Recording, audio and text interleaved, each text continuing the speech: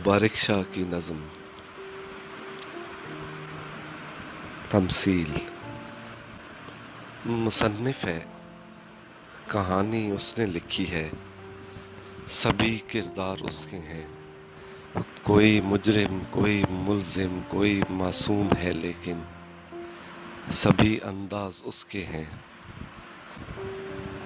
پس منظر وہ پوشیدہ سہی پھر بھی، سرے منظر تو سب غماز اس کے ہیں۔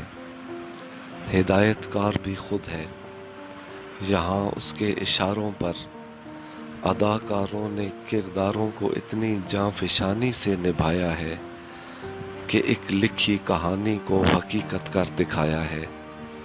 مگر اس داستاں کا آخری منظر قیامت ہے۔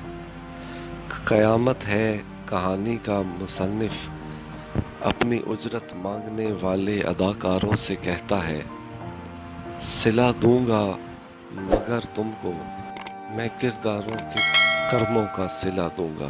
میں منصف ہوں مگر اپنی رضا سے فیصلہ دوں گا۔